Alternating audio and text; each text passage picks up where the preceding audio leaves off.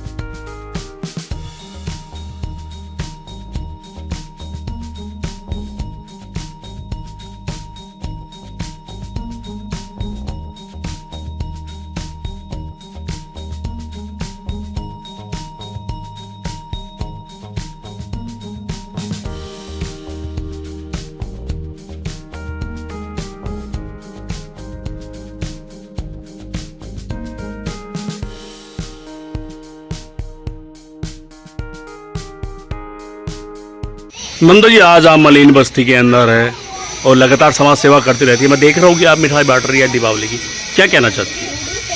बस यही कहना चाहती हूँ कि दीपावली का त्यौहार होता है, ये खुशियों का त्यौहार होता है। और मेरा पर्सनली ये मानना है कि खुशियाँ एक ऐसी चीज़ होती है जितनी बांटो उतनी बढ़ती हैं।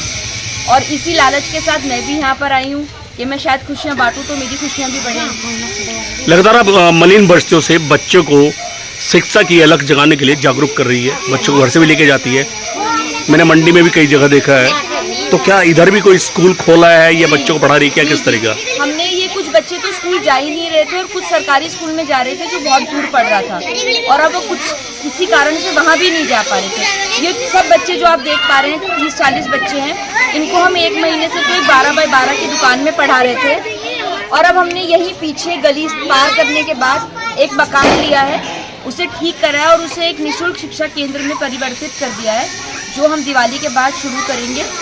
और वहाँ पर इन बच्चों की शिक्षा का कार्य शुरू हो जाएगा दिवाली के बाद से। कार्य तो शुरू हो चुका है पर वो एक शिक्षा केंद्र शुरू कर देंगे। कितने बच्चे हैं? हमारे पास कम से कम 40 से 45 बच्चे हैं। ये जो आप छोटे बच्चे सब देख रहे हैं ये सब आते हैं हमारे पास।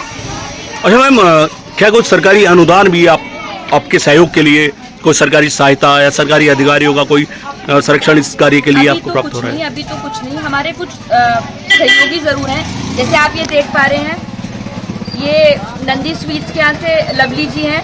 आज जो हमने यहाँ मिठाई का वितरण करा है और लक्ष्मी गणेश जी तेल दिए आदि दिए हैं, उसमें जो मिठाई का वितरण है वो गिरीश जी और लवली जी की तरफ से ये सहयोग आया है।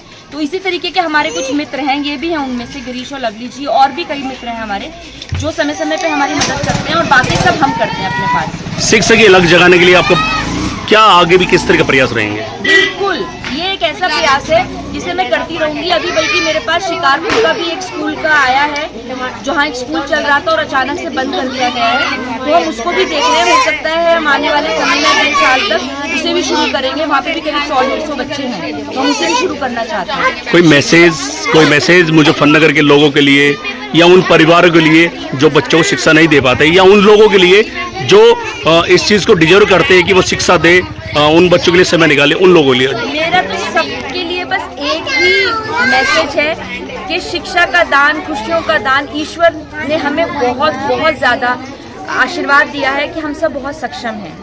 और केवल लेना ही हमारा कार्य नहीं होना चाहिए, समाज में देना भी हमारा कार्य होना चाहिए। और जब हम देने लगते हैं तो हमें पता चलता है कि देने की खुशी अलग ही होती है। हमारे पास अपने लिए बहुत है, तो एक बार कोशिश करके देखिए। हमें कई बार लगता है कि हम कैसे करेंगे, पर मैं अकेली निकली थी और अब मेरे साथ कितने लोग जुड़ गए हैं। तो अगर हम कोशिश करेंगे तो एक आदमी सबका भला नहीं कर सकता, पर सब किसी ना किसी का भला कर सकते हैं। अगर इस सोच से बढ़ेंगे तो सबका भला होगा। प्रॉपर्टी बेचने और खरीदने के लिए संपर्क करें फेयर डील प्रॉपर्टीज।